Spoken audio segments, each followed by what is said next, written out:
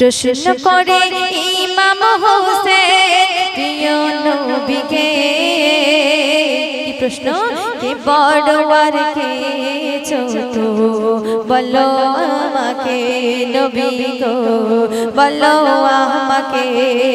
ইমাম হোসেন বলছে তুমি বড় না আমি ভেবে বলো না না তুমি, প্রমাণ হবে আজকে দুজনার মাঝে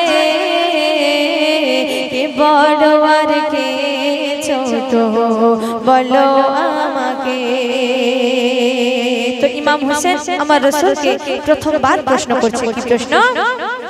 আমার পিতা শেরে খোদা আলী মুর্তজা, আমার বাপের থেকে তোমার বাপের কি বেশি পরিচয় না না গো, বেশি পরিচয়। আর আমার রাসূল তখন বলছে ভাবে নিয়া মনি কথা কোনো দিন রাসূলে খোদা অবাক হয়ে বলে রাসূল প্রিয় নবীকে। কি বলে? বাপের দিকে দিয়ে বড় তুমি মোর থেকে হোসেন, বাপের দিকে দিয়ে বড় তুমি মোর থেকে। তাহলে ইমাম হোসেন প্রথম প্রশ্নে জিতে গেল। তো দ্বিতীয় প্রশ্নে আল্লাহ রাসূলকে কি প্রশ্ন করছে ইমাম হোসেন? মোর জননী জান্নাতের রানী যাকে বাসো ভালো, সে মায়ের তোমার মা জননীর আছে কি উপাধি বলো না না উপাধি বলো। কেন? ইমাম হোসেন বলছে যে আমার মা ফাতেমা হলো জান্নাতের রানী, আল্লাহ পাক ঘোষণা করে দিয়েছে। আর বলো ও নানা তোমার মায়ের কি উপাধি আছে? তাহলে বলো তুমি বড় না আমি বড়? বলছে মোর জননী জান্নাতের রানী যাকে বাসো ভালো, সে মায়ের যে তোমার মা জননীর আছে কি উপাধি বলো না না উপাধি বলো। বলে রাসূল ওরে সোনা আমার মায়ের থেকে ফাতেমা অনেক দামি সবাই চেনে। আমার রাসূল বলছে অনেক দামি সবাই চেনে আমার বেটিকে,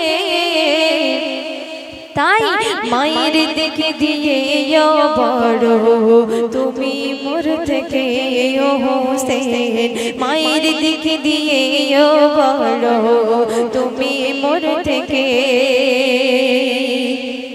দ্বিতীয় প্রশ্নে ইমাম হোসেন আবারও জিতে গেল। তো তৃতীয় প্রশ্নে আমার রাসূলকে কি প্রশ্ন করছে?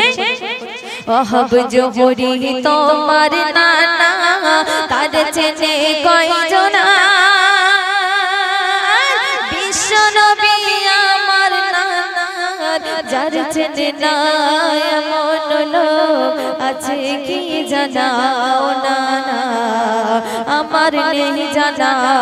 তখন প্রিয় নবী হাসি মুখে নাতিকে জড়িয়ে বুকে চুমা খায় বারে বারে, চুমা খায় বারে বারে হোসেনের মুখে। আর কি বলে? আমার যে তুমি বড় সব দিক থেকে হোসেন, আমার যে তুমি বড় সব দিক থেকে। প্রশ্ন করে ইমাম হোসেন প্রিয় নবীকে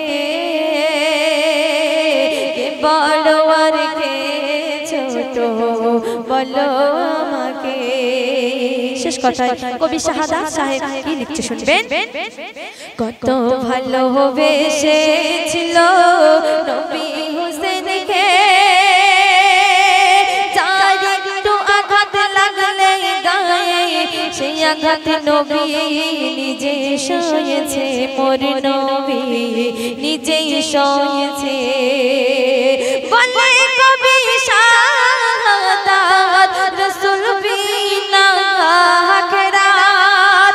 বেকার হয়ে যাওয়ার আগে ভালোবাসো নবীকে কেন নবীর ভালোবেসে ধন্য ভাবো নিজেকে ও ভাই ভাবো নিজেকে নবীর ভালোবেসে ধন্য ভাবো নিজেকে